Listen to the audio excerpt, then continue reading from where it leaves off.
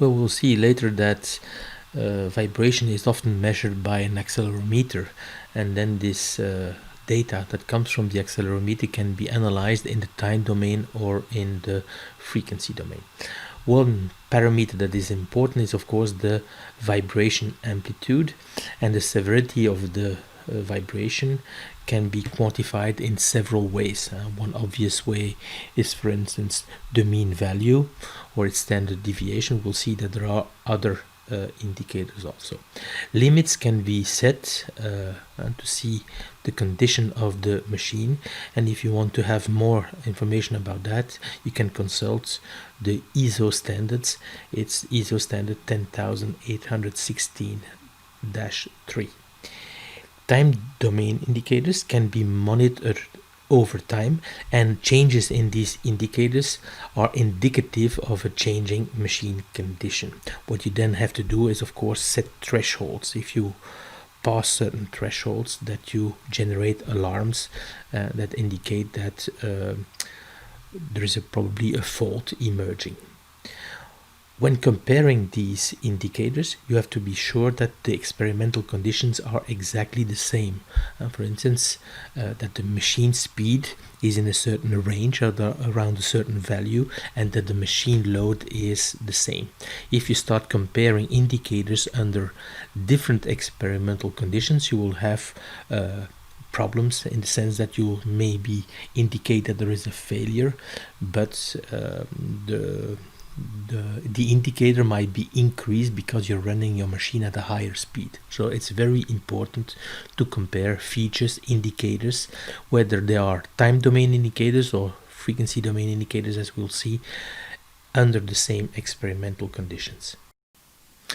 Well, the first indicators, the first features that you can use for vibration monitoring in the time domain are obviously the peak value, which is indicated in orange, and the peak-to-peak value indicated here in purple. The peak-to-peak value indicates the maximum excursion, whereas the peak value indicates the maximum absolute level. You can compute peak-to-peak and peak for different measurements, and the obvious one is the one that is given to you by your accelerometer. It's the acceleration, but we'll see later on in the course that you can integrate that mathematically to obtain velocity and even displacement. Okay, so you have different values of peak value and peak-to-peak value. We can say that these values are useful information when vibratory displacement of a machine is critical for maximum stress. Well, the features or time indicators that you see there are average level and RMS value, and they both take the time history of the signal into account. The average level is the average of the absolute value, and the RMS value is the average of the squared values, of which you then take the square root. Yeah, the RMS value is of course directly related to the energy content of the vibration signal and its destructive abilities. Using two of the previous indicators, we can define the Crest factor, and the Crest factor is the ratio peak value over RMS value. Crest factor is used to measure the spikiness or the impulsive nature of the signal, and the Crest factor will be high in cases of pulses that are much larger in amplitude than the background signal, the average signal, but spikes that are so infrequent that they do not significantly increase the RMS value.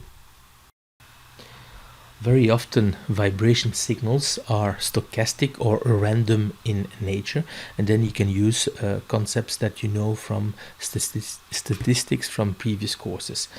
You can, for instance, use the unbiased estimator for the sample mean value, which is this formula, or the unbiased estimator for the sample variance, which is this formula. Well, using the sample variance, you can obtain the sample standard deviation simply by taking the square root of the sample variance, and you can see that the RMS value and the standard sample deviation are very similar, except that in the sample standard deviation the average value is removed, whereas it is not removed. It is still included in the RMS value. And another small difference is that, of course, you divide by n-1 in the sample standard deviation and by n in the RMS value. Well, one thing that you probably don't remember from your course on statistics is the concept of the eth central moment, called MI. And MI is simply the expected value of y minus its expected value, and the whole thing to the power I, right? And I here is an integer, that, for instance, 0, 1, etc. If you look at this thing for I equals 1, well, you obtained 0 if you make the assumption that y is distributed like a Gaussian of mean 0 sigma square, right? This is I equal to 1, and this is I equal to 2. And in this case, you see that you have, and the second central moment is actually the variance. Then we can look, of course, at what happens when I is bigger than 2. One indicator or feature that is often used is called Pearsons moment coefficient of skewness, and it's defined by the third moment divided by the standard deviation to the third power. And if you look at the literatures, there are different estimators that you can use to obtain an estimate of this coefficient. The skewness is a measure of the data's symmetry. If gamma is in the neighborhood of 0, then you can say that the distribution is more or less symmetrical. If, for instance, it's negative, it means that you have a tail to the left. For instance, that your distribution looks like something like that. Okay, so you have a tail here to the left. The distribution is not symmetric. A rule of thumb is that if gamma is in between minus 0.5 and 0.5, the data is fairly symmetrical. If gamma in absolute value is between 0.5 and 1, then it's moderately skewed, and if gamma in absolute value is bigger than 1, then you have data that is highly skewed. Another indicator to measure vibration levels is kurtosis, and it's the fourth central moment divided by the standard deviation to the fourth power. And in the literature you can find a lot of estimators that are used to compute K. As for Crest factor, the kurtosis level is used to measure the spikiness or the impulsiveness of the signal. For a normal distribution, you will see that the kurtosis is around, so this is normal, around 3, and for a uniform distribution, you see that the kurtosis is around 1.8. You remember that normal distribution looks like this, right, and a uniform distribution like this, and you see that indeed when the kurtosis is increased, you have more spikiness or more impulsiveness, right? Well, kurtosis is a better indicator of spikiness when you compare with Crest factor, because it uses the whole time history of the signal. Okay, remember that Crest factor was peak value over RMS value, and this peak value, well, it does not consider the whole time history. The advantage, of course, of Crest factor is that it's much easier to compute than our kurtosis.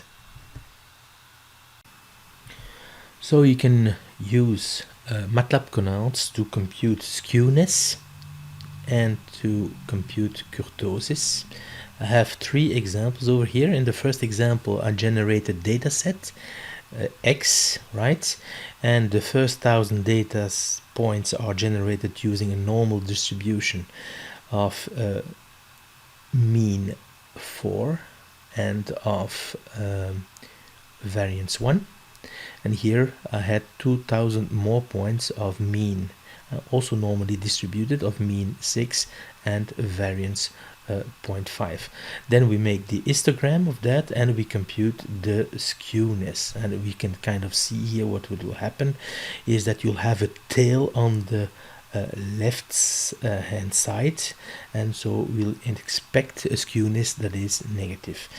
Here we generate data y, 1,000 points normally distributed, and here uniformly distributed, and we compute the kurtosis. So here we should have something around 3, and here, as it's a uniform distribution, around 1.8. So this is the first example, and as I said, well, you can see here using the histogram that you have a tail on the left, and indeed the skewness is negative. Here we have data that is normally distributed. You only have 1,000 points, and when you compute kurtosis, indeed you have something that is in the neighborhood of 3. And if you have uniform distribution, well, you have a kurtosis that's in the neighborhood of 1.8. Well, we have seen that there are quite a few time indicators, time features that you can use to monitor the state of your machine. I've shown you 4 examples over here, which are the RMS value, the peak-to-peak value, skewness, and kurtosis, but of course you can use other features. The idea is that you monitor these time indicators, these time features over time in a normal situation. And what we mean by normal is that there are no faults acting on the system. And by looking at those time features over a certain period of normal production where there are no faults, you'll be able to set some thresholds, and the thresholds here are given by those red lines over here, right? And so you know that in a normal situation, well, the RMS value, for instance, is not supposed to go above this upper tolerance, right? So what you do then is, when you're in production, that you start monitoring the RMS value, for instance, and if you see something happening like this, well, at this point here, you say, okay, there's probably something happening on my machine, that there is some kind of fault developing, and then you make an alarm or generate an alarm so that the operators or the engineers can have a look at the machine. It's a good idea to use several parameters, but because it could be that other indicators, for instance the skewness, well, they go up higher or faster than the RMS value, and that you're able to generate your alarm a little bit earlier than you can do with the RMS value. Okay, for instance, it could be that the RMS value is not changing very rapidly, but that you start to see that your distribution of your data is evolving, for instance, from a distribution that is uniform to a distribution that is more spiky, for instance, like a distribution that is normal, right? And you can do something similar with the kurtosis. Well, I've skipped quite a few slides here handling about discrete Fourier transform, because I know that you're all experts computing spectra. I just want to make a little reminder here. When you use the FFT command in Matlab, well, it generates n, I'll just call it n over here, complex numbers, right? Well, because we know that the spectra are symmetric. Yeah? The magnitude spectrum is even and the phase spectrum is odd. We are not going to consider all n complex number. We are just going to consider the n complex numbers, small n, going from 0 to n over 2. Okay, and we know that associated with these complex numbers xn, well, you have fn, which is a frequency that can be written as fn, which is fn with a big N here. This is the Nyquist frequency times small n divided by n over 2. Okay, so you see that x0 here will correspond to f0, which is 0, and xn over 2 will correspond to fn over 2, which is the Nyquist frequency, right? So what we can do now is kind of see how you have to compute your magnitude, because you remember that each complex number has information about magnitude, but also about phase, about the argument. In most cases, we are interested in the modulus, in the magnitude information. Okay, and if we go from the Fourier domain to the time domain, we have to use the inverse DFT, and the inverse DFT uses a normalization factor which is 1 over n. Well, 1 over n is not correct because we are only considering our n complex numbers from 0 to n over 2. Yeah, and we know that, for instance, if we have a sine, the spectrum will be something like that. So we are only going to consider these ones here, and this will only give me one spike. We know that the amplitude of the sine will be 2 times the magnitude of the spike over here. So what we have to do is normalize our magnitude, okay, with a factor 2 over n. This is correct for all n except for n equals 0, okay, because there we consider the DC component in its entirety. So for n equals 0, we should use the normalization factor 1 over n. So we are not capable of writing our Matlab commands. We have written the first one already, and this is producing my x. This is a vector containing n complex numbers. We're going to consider the n over 2 first elements, right?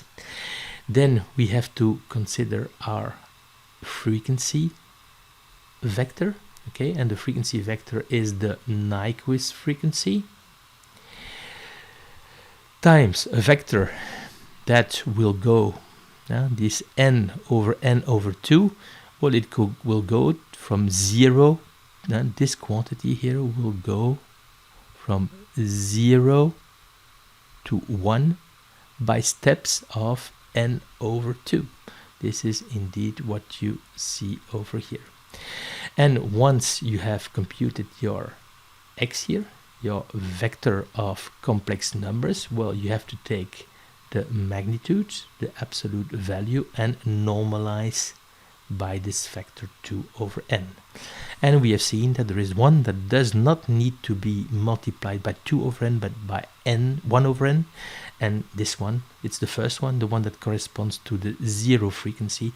We divide it by 2 since we have here multiplied it by 2, and it should not have been. Once we have f and we have our magnitude, our normalized magnitude, we can plot that and we obtain the spectrum. Well, before talking about spectra, a little word about vibration acceleration measurements. They are commonly measured using a piezoelectric accelerometer. In a piezoelectric accelerometer, well, there are certain types of crystals that are used, and a voltage is generated when they are stressed. So the advantage is that you don't need a power supply, and that there are actually no moving parts, so you don't have parts that are wearing out. By detecting the vibration acceleration, right, you can kind of monitor the condition of your machine, and the acceleration signal that is produced by the accelerometer can be computed and transformed back to velocity and displacement using mathematical integration. Well, vibration acceleration measurements are often expressed in G, or in meters per square second, and they are then transformed to spectra using this algorithm that I've shown in the previous slide. You have to know that certain faults generate vibration at specific frequencies, right? So it's possible to link the vibration signature, right, to a certain fault, and by looking at these specific frequencies you can identify the fault and look at its evolution over time. Most of the time the acceleration spectrum is simply used, so you take your raw measurement and you compute its spectrum, and that you can observe in a frequency range which is usually 1 kilohertz to 10 kilohertz. Often for lower frequencies than 1 kilohertz we use the velocity spectrum. Okay, remember that we may measure acceleration. Okay, so if we want to compute the velocity spectrum, we'll have to compute it using mathematical integration. The simplest way to do that is simply to take your acceleration spectrum and multiply it by 1 over omega, and this will simply do the integration in the frequency domain, and this is the way to obtain a velocity spectrum. Okay, if you want to reconstruct a velocity measurement, you can start from this velocity spectrum and use the inverse Fourier transform.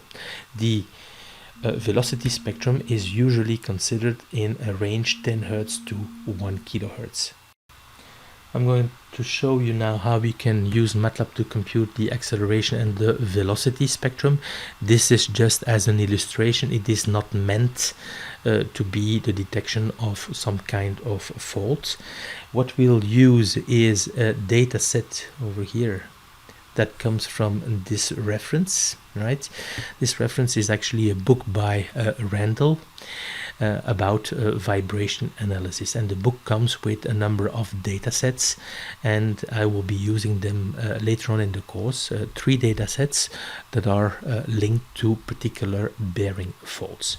Usually what is done is that you remove the mean of the measurement so that everything is centered around 0, and then you use the commands to generate the acceleration spectrum, and the acceleration spectrum is usually considered between 1 to 10 kilohertz. So these are the commands, and this is the result that you will obtain. We are of course interested now in computing the velocity spectrum, and there you have to do the mathematical integration. So the first step is, as before, you remove the mean value, you compute your FFT, and then you have to do the numerical integration. And in the Fourier domain, integrating is multiplying by 1 over omega. You see that this is indeed omega I, right? And in the Laplace domain, it's multiplying by 1 over s. And this allows you to compute the velocity spectrum that is considered in the range 10 Hertz to 1000 Hertz. What I've done here for the velocity spectrum, you could go even further and compute the displacement spectrum, right?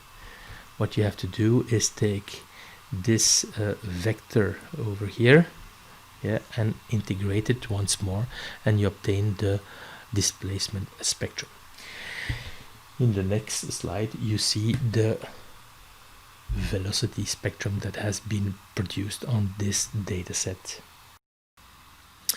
Well, amplitude demodulation, or envelope detection as it's also called, is a signal processing technique that you know, and is popular in the field of telecommunications, and we've looked at it in the signals and systems course. But you also encounter it when you try to detect certain faults. For instance, for bearing faults, developing bearing faults, well, the fault produces a series of impacts, and this period between impacts depends on the bearing geometry, and this impulsive force excites structural resonances, and this results in amplitude modulation and high frequency damped oscillations. To detect this amplitude modulation effect of the bearing, you can either do the analysis simply in an acceleration or velocity spectrum, and then you will see what is called sidebands. I'll come back to that later. An alternative way to do the detection is to compute what is called the envelope spectrum, and therefore you need a transform which is called the Hilbert transform. I don't want to go too much into details about this Hilbert transform, but an analytic signal is a complex time signal. As you can see, this signal here is analytic, but it's also a complex time signal. There is a real part here and an imaginary part, and the signal is analytic if its imaginary part is the Hilbert transform of the real part. And Matlab's command Hilbert computes an analytic signal based on an input signal. So you give it a signal f of t, and it will produce the analytic signal fa, right? The real part of this signal will simply be f of t, and the imaginary part will be the Hilbert transform of f of t, right? And basically, when you do envelope techniques, well, you have to take this analytic signal that is based on f of t and compute its modulus, and then you obtain what is called the envelope signal. Yeah. What we can say if this signal, for instance, is a sine, well, this one will be a cosine. The Hilbert transform actually constructs a signal that is shifted by 90 degrees. Well, we can do a simulation using Matlab and construct an amplitude modulated signal and then compute its acceleration spectrum. So how do we compute an amplitude modulated signal? Well, we need to first construct the amplitude modulating signal. It's 1 plus a cosine at a certain frequency, and this is the amplitude modulating frequency, and the amplitude of the cosine is called the amplitude modulation index. Here it's 0.2. So this signal here is the amplitude modulating signal. So it's 1 plus a cosine at a slow frequency, a cosine with a certain amplitude of 0.2 over here, and this frequency is 4 Hertz. And then suppose that this signal here is the bearing fault, and then it gets excited by some kind of a resonance frequency, and this resonance frequency will be the carrier frequency in the amplitude modulation.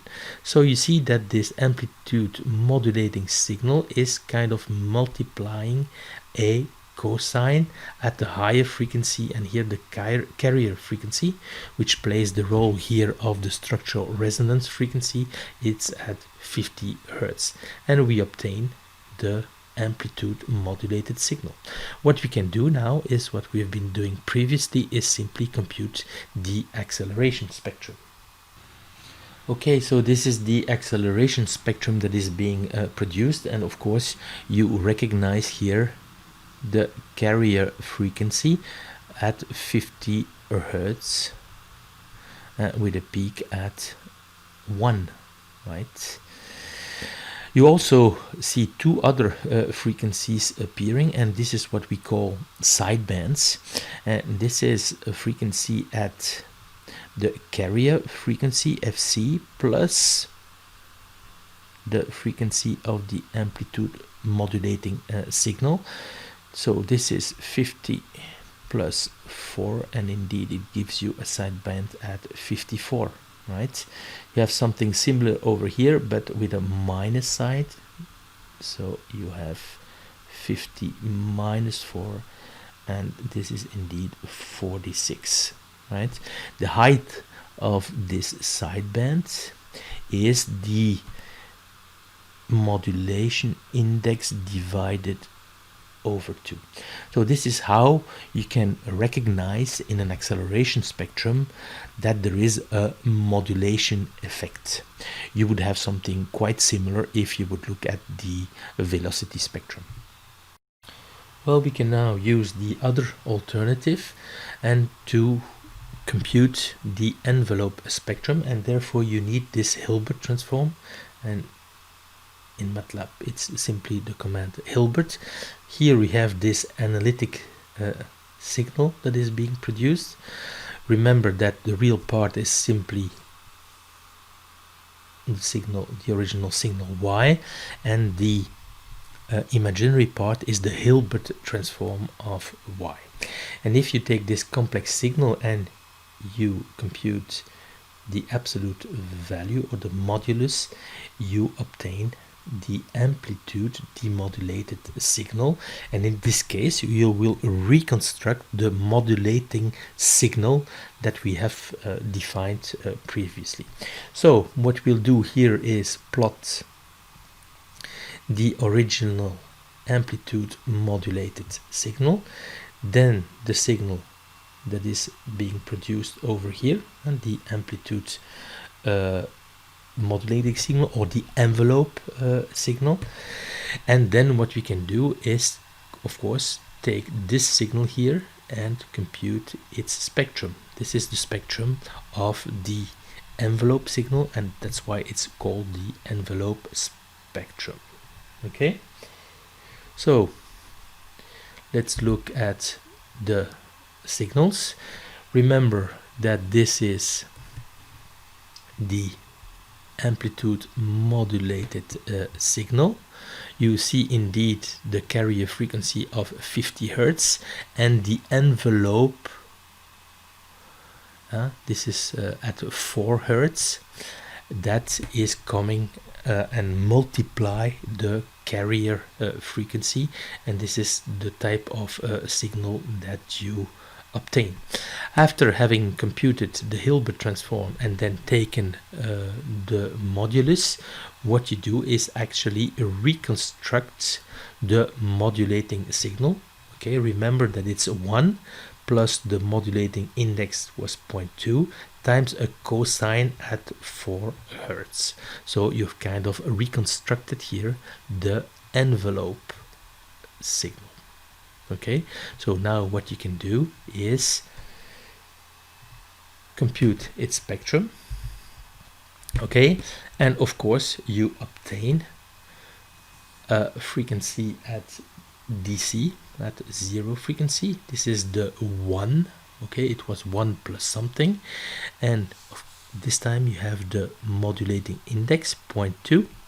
Okay, and you recognize the 4 hertz of the modulating frequency. So using the envelope spectrum, you can kind of extract information from the modulating signal. In the case of a fault, the modulating signal will be the interesting signal because using amplitude modulation, it will be brought to a much higher frequency around this resonance frequency. So we can use the techniques, the frequency domain techniques that we've just seen to do condition monitoring, and the monitoring consists in looking at a number of parameters using vibration measurements, acoustic signals, current measurements, temperatures, oil analysis, etc. on a continuous basis. This means that your measurement is fixed on the installation or on a periodic basis. This usually means that the measurements are done using a handheld device and they are manual. And the idea is to identify potential failures before they cause damage or downtime, and this is what is called preventive maintenance, right?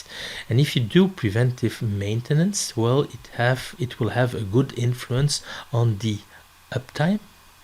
It will extend the useful life of your equipment, and it will optimize what is called the total cost of ownership. Very often vibration-based condition monitoring is used, and so we use an accelerometer and we use that to detect the early appearance of fault, and in this course we'll consider unbalance, misalignment and bearing defects. Well, let us first consider a type of fault which is unbalance. Rotating imbalance is actually due to the uneven distribution of mass around the axis of rotation, and it can be detected in the acceleration and velocity spectrum, but most often it's done in the velocity spectrum. P can be detected at the rotation frequency, and most of the time you see smaller contributions in the second and third harmonics. The contribution is high in radial direction. So if you look at in the vertical direction or the horizontal direction, it will be low in the axial direction. Well, parallel misalignment occurs when the shafts, when the axis of rotations are parallel but displaced with respect to one another. And this fault can be detected again in acceleration and velocity spectrum. It's often done in the velocity spectrum, and a peak is to be expected at the rotation frequency and the second and third harmonics, although very often the second harmonic is dominant. Contribution is again predominant in the radial direction.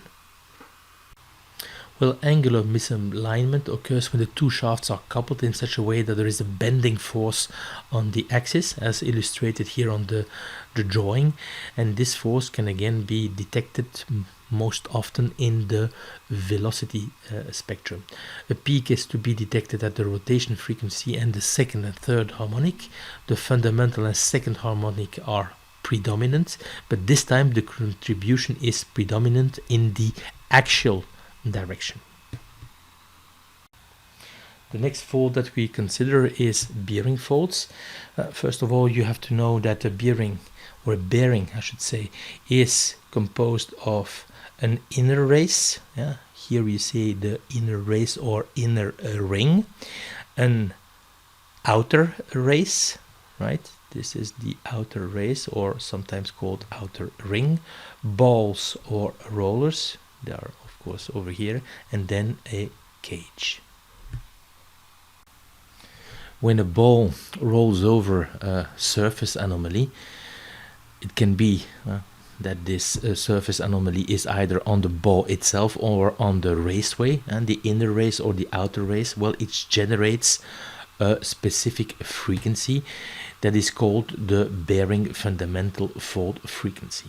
There are 4 possible bearing failing frequencies, and the 2 most important ones are the BPFO, that's the ball pass frequency outer, and this frequency pops out when you have a problem in the outer race, and then BPFI, which is the ball pass frequency inner, when there is a problem in the inner race.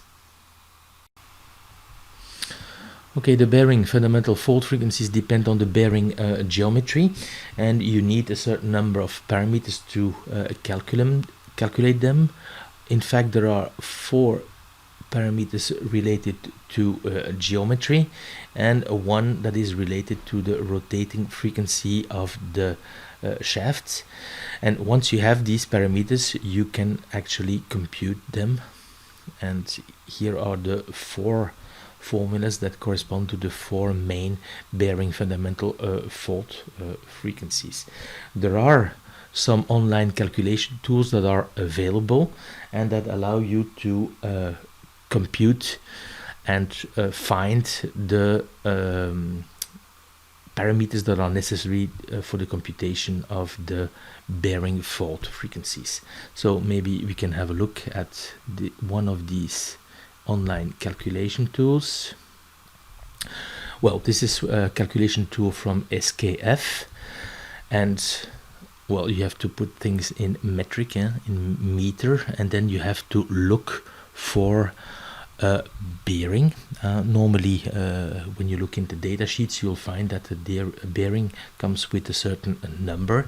You type that in and then you search, and most of the time you have a whole list here. I will select the first one.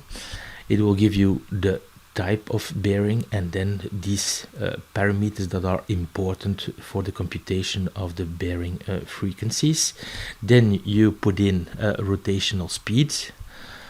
Here it's in RPM, revolutions per minute. Of course, if you have your shaft rotation in hertz, well, you have to transform it to RPM, and then you can push the button calculate and you obtain all the characteristic frequencies of your bearing at that rotation speed. Well, remember that bearing faults were producing faults where there is amplitude modulation, so it's important to use a technique that is appropriate for that. You could use the velocity spectrum or the acceleration spectrum and look for sidebands, but very often it's easier to use an envelope analysis and to compute the envelope spectrum. So what is done very often is, before that you do the envelope analysis, you do a kind of band pass filtering to select a certain region that you retain for the analysis. Usually, when nothing is said, well, the frequency range 1 kilohertz to 10 kilohertz is selected for the band pass filter. Sometimes it's better to have a look at the power spectrum of the signal and to look for a resonance frequency, and then to select a frequency band around that resonance frequency.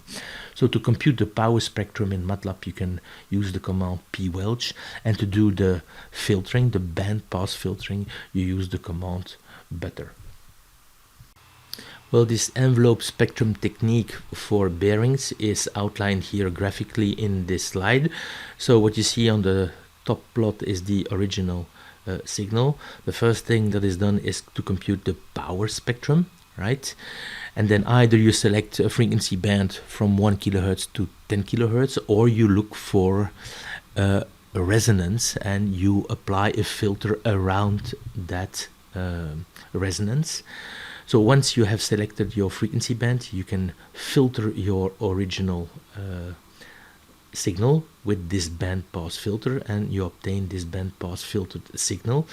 Then you can use the Hilbert transform and compute the envelope signal, and once you have the envelope signal, well, you just compute its spectrum, and well, if there is a problem somewhere, well, you should detect it, and you should have these characteristic bearing frequencies appearing with their harmonics. Well, this is an application of this technique to the data set that is associated with the book of Randall on vibration analysis. And we take fault number 3 here. Remember that we remove the average value. Here we compute the power spectrum, and the important command here is p-Welsh. If you want to have more details, well, you should look Matlab and look at the help for the p-Welsh function. And this part of the code is actually showing you the power spectrum with the frequency band that has been selected, and the frequency band that is selected using those parameters over here. And this is what you obtain. You see the power spectrum, and here we have selected a resonance frequency, and we have selected a band around this resonance frequency, and this filter, this band pass filter, we're going to use to filter the original data.